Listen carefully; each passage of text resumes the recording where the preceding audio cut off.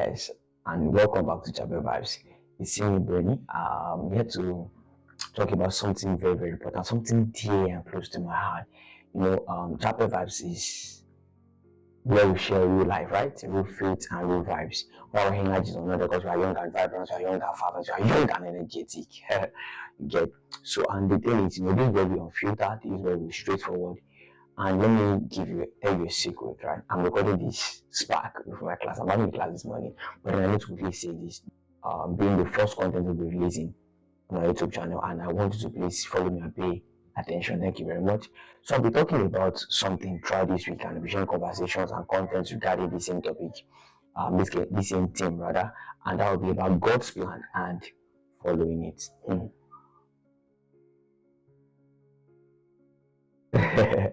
God's plan and following it. I know you've heard of the term God's plan, you've heard about serving God, you've heard about following God, you've heard about living the life of Jesus, you've heard about a lot of things, and you are doing a lot of things, trying to figure out life like what this space is all about. I'm happy to tell you that you are not alone in this journey of figuring out life with Jesus, figuring out life together. You are doing this together. So now on this note, I'll be talking about something important in this park. I'm talking about following God's plan even when it doesn't make sense. One thing you should have heard, should I say it's a disclaimer or should I call it a fact? Is that majority of this I'll be talking about here are not necessarily things you haven't heard before, but they're actually things you've heard, but then you do pay attention to. But then I'm calling attention back to them so that you can actually take actions. Because one thing I've come to understand is that when we don't take actions, we don't see results. Change equals to change. The growth you desire is present in the actions you need to take. The pastor taught you about that topic in church. If you don't act it out, if you don't practicalize, you're not going to see results. Do you understand? So this time, following God's plan for this theme or this topic, following God's plan, even doesn't make sense, is very, very necessary. We need to understand because I've met a lot of teenagers, a lot of youth, a lot of people like just like me, who have been confused, frustrated, tired, overwhelmed, and I don't know the other word to use about life because they've gotten to a stage and a point in their life whereby they're like, oh my God, I don't know what next to do. I don't know what next to do. I remember there was a day a friend of mine was like, it was like an place to was like, guy, I'm just confused. I don't know what to do again. I'm telling the person that has all you to do, like I'm telling you, he has gone through a lot of things. He's gone his I think business final now. He has gone through a lot of things and it's a stage where he has realized that I can't lead myself.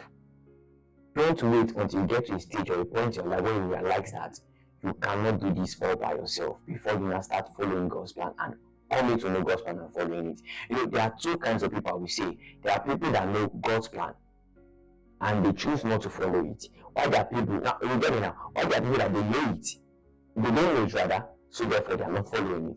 Yeah, because there are people that know it and they don't follow it. I think that God has given them certain instructions, but they still want to do it with their mind. You get that kind of thing. They want to do that thing that is in their mind, and that's the amazing about us being men.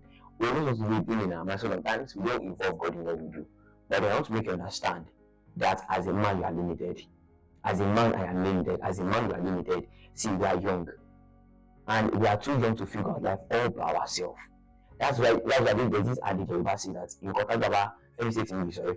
It says, what an elder sees when sitting. If a young person climbs the tallest tree ever, he or she can't see it. And to be sincere, that is the truth because these people have experiences that we don't have.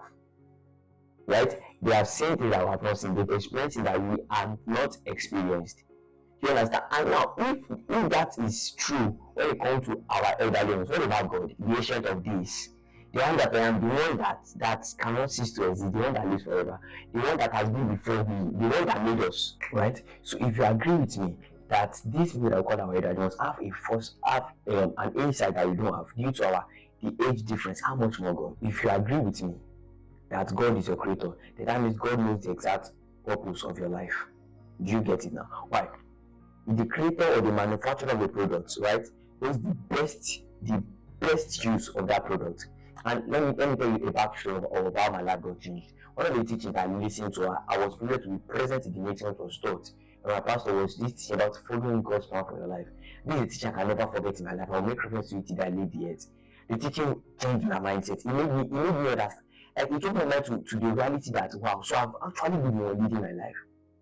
I was young at that moment. I've done a lot of things, and I realized that I've been the one leading my life. I've been the one dictating how I work, how I do things, and it's not going to be so. God made man, right? And he as a creator knows the best reason why he made man. And it is found in his word, in his word. So what I'm saying to us today, what I'm saying to you today is that you are not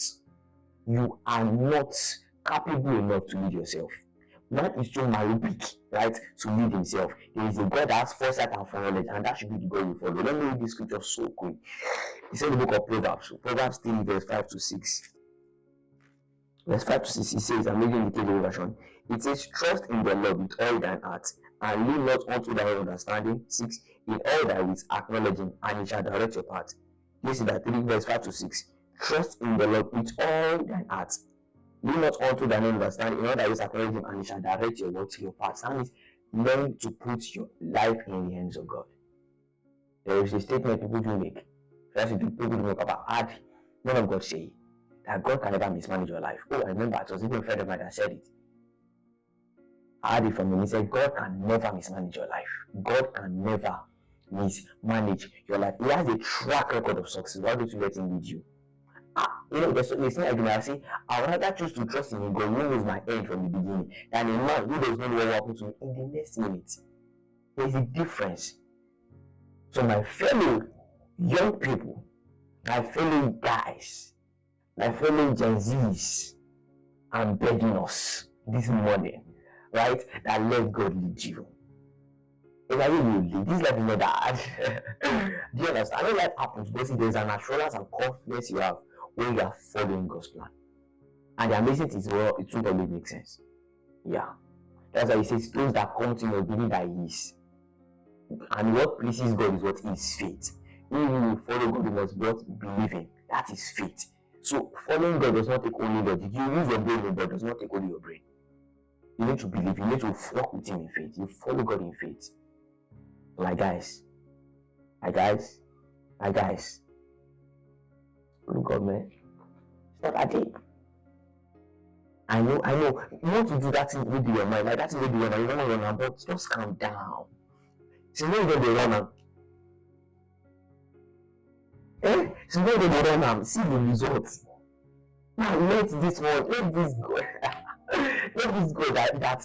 Oh my God, I don't know how to describe this thing because I'm talking to you from a place of pain because I've run this thing for a long time and I can tell you I've been frustrated, depressed. Let God run it. Let him lead you.